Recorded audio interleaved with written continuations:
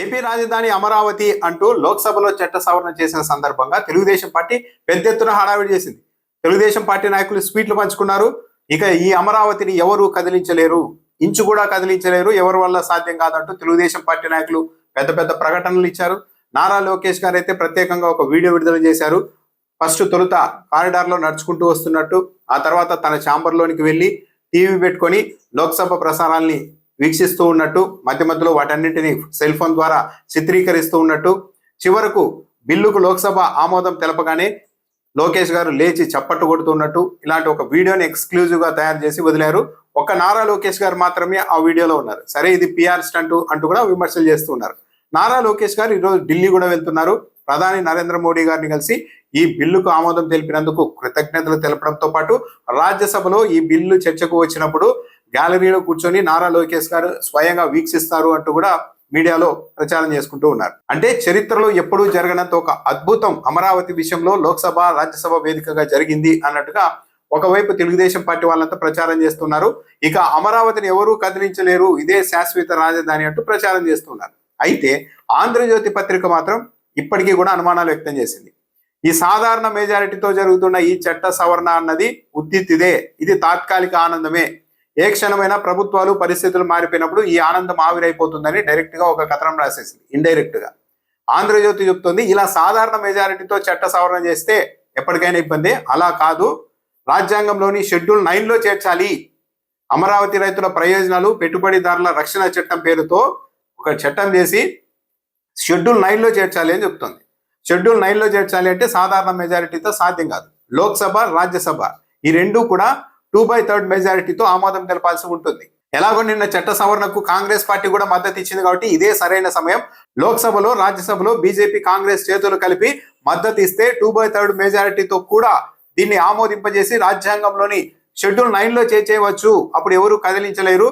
భవిష్యత్తులో ఒకవేళ ఎవరైనా కదిలించాలనుకున్నా సరే ఇదే వాతావరణం, అంటే బీజేపీ కాంగ్రెస్ ఏకాభిప్రాయంతో ఆ సవరణకు మళ్ళీ అంగీకరించే అవకాశం ఉండదు. కాబట్టి ఇదే రైట్ టైం. కాబట్టి షెడ్యూల్ 9లో చేర్చేస్తేనే రక్షణ ఉంటుంది, లేకుంటే మళ్ళీ భవిష్యత్తులో ఇబ్బందులు వస్తాయని ఆంధ్రజ్యోతి పత్రిక రాసింది. అంటే షెడ్యూల్ 9లో చేర్చకుండా ఇలా సాధారణ మెజారిటీతో ఒక చట్ట సవరణ చేసినంత మాత్రాన అది తాత్కాలిక ఆనందమే, కానీ ప్రభుత్వాలు మారితే, పరిస్థితులు మారితే, మెజారిటీ మారితే ఈజీగా దాన్ని సవరించేయచ్చు, రివర్స్ చేయవచ్చు అని డైరెక్ట్ గా ఆంధ్రజ్యోతి పత్రిక చెప్తారు. కాకపోతే ఇక్కడ గమనించాల్సింది ఏంటంటే లోక్సభలో రాజ్యసభలో బీజేపీ కాంగ్రెస్ అమరావతి విషయంలో చేతులు కలిపి ఉండవచ్చు, కానీ ఇదే డిమాండ్ నీకు అనేక రాష్ట్రాలు తెస్తాయి. మీరు అమరావతిని తీసుకెళ్లి డైరెక్ట్ గా షెడ్యూల్ 9లో పెట్టారు కదా, ఇగో మా రాష్ట్రంలో కూడా ఇలాంటి పలు డిమాండ్లు, పలు సంక్లిష్టమైన చట్టాలు ఉన్నాయి.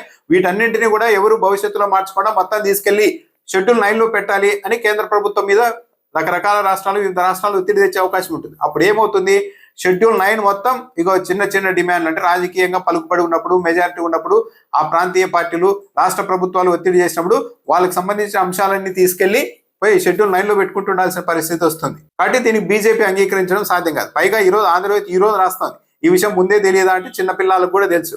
ముందే ఎందుకు రాయలేదు అంటే ఏకంగా షెడ్యూల్ 9లో పెట్టే డిమాండ్ పెడితే కేంద్ర ప్రభుత్వం అంగీకరించదు, ఎటు కాకుండా పోతుంది.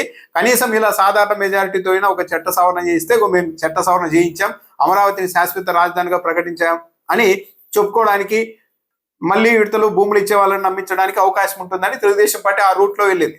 ఆంధ్రజ్యోతి మాత్రం షెడ్యూల్ 9లో చేరిస్తేనే పూర్తి స్థాయి రక్షణ ఉంటుంది, లేకుంటే లేదని ఈ రోజు చెప్తోంది. ఇక్కడ మరో కీలక అంశాన్ని కూడా మనం గమనించవచ్చు. తెలుగుదేశం పార్టీ మీడియా వైఖరి చూస్తుంటే ఈ రాష్ట్రంలో ఏ ప్రాంతము, ఏ జిల్లా ఏది లేనట్టు, కేవలం అమరావతి 29 గ్రామాలే ఈ రాష్ట్రం అన్నట్టుగా మొత్తం వాళ్ళ ఫోకస్, కాన్సన్ట్రేషన్ రాజకీయంగా తమ ఎంపీల ద్వారా వచ్చిన బలాన్ని, ఒత్తిడిని అంతా కూడా ఆ ప్రాంతానికి సంబంధించిన ప్రయోజనాల కోసమే తెలుగుదేశం పార్టీ వాడుతోంది.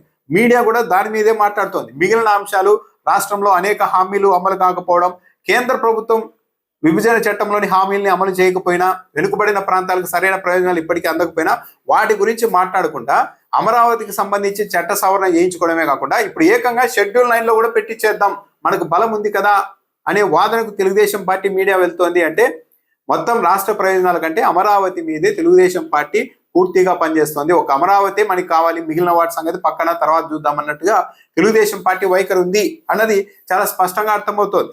అమరావతి గురించి ఇంత ఆవేదన చెందుతున్న మీడియా సంస్థలు కనీసం మాట వరుసకైనా సరే కర్నూలులో హైకోర్టు ఏర్పాటు చేస్తామని చెప్పారు కదా, బీజేపీ వాళ్ళు చెప్పారు, మేనిఫెస్టోలో చంద్రబాబు నాయుడు గారు బెంచ్ ఏర్పాటు చేస్తామని చెప్పారు కదా, మరి వాటి సంగతి ఏంటి అని ఎక్కడైనా ఎవరైనా ప్రశ్నిస్తున్నారా? ఉత్తరాంధ్రకు సంబంధించిన ప్రయోజనాల సంగతి ఏంటి, ఆ పోలవరం ప్రాజెక్టు గురించి ఆ సంగతి ఏంటి అని ఎక్కడైనా మాట్లాడుతున్నారా? లేదు. మొత్తం అమరావతి. తెలుగుదేశం పార్టీకి రాష్ట్ర ప్రజలంతా కలిసి ఎంపీల ద్వారా ఇచ్చిన బలాన్ని మొత్తం అమరావతి ప్రయోజనాల కోసం తెలుగుదేశం పార్టీ ఈ విధంగా వాడుతోంది అన్నది ఎవరికైనా కలిగే అభిప్రాయం ఇది.